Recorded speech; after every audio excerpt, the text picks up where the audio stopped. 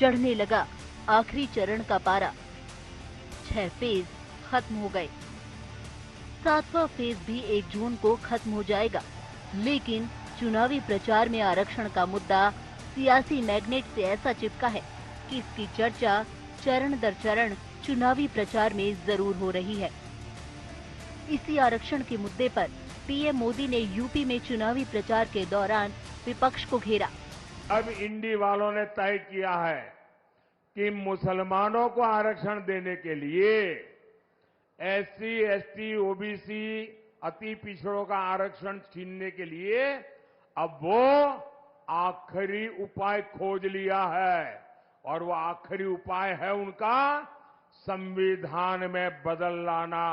SC, ST और OBC के आरक्षण पर विपक्ष की कलई खोलते हुए बीजेपी लगातार 2-2 हाथ करने को तैयार है। ये लालू जी आरक्षण की बात करते हैं और कहते हैं कि मुसलमानों को 100% आरक्षण देना चाहिए। लालू जी कहां से दोगे? किसका लेकर दोगे?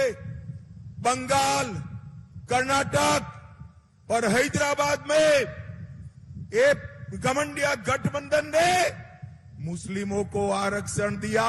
पिछड़ों का, आदिवासियों का और हमारे दलित भाइयों का आरक्षण पर डाका डालना चाहते हैं, डाका डालना चाहते हैं और उनके आरक्षण को लेकर मुस्लिम को देना चाहते हैं।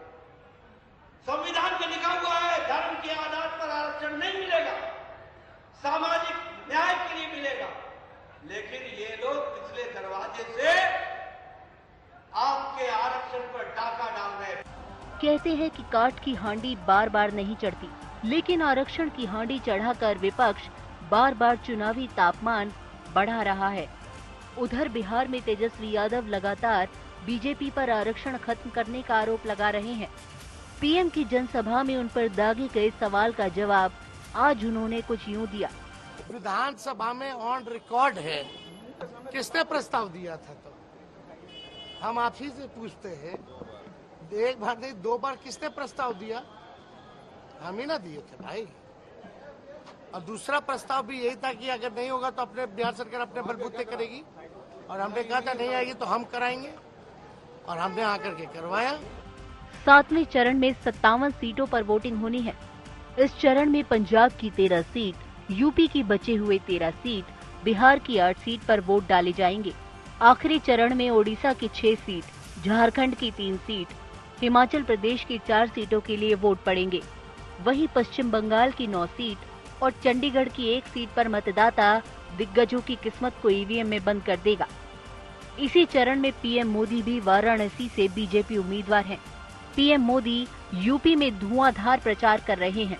आज मिर्जापुर, घोसी और बांसगांव की रैलियों में बताया है कि कैसे माफिया का एक समय बोलबाला था।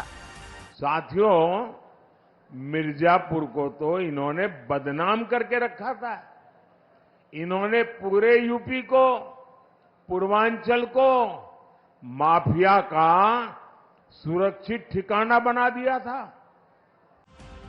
इस चुनाव में कई मुद्दे आए और गए, लेकिन एक मुद्दा शुरू दिन से ही छाया रहा, वो है आरक्षण और संविधान। अब इसमें देखना दिलचस्प होगा कि जनता की नजरों में पीएम मोदी की बातों का वजन ज्यादा है या फिर विपक्ष की बातों का। आज तक ब्यूरो।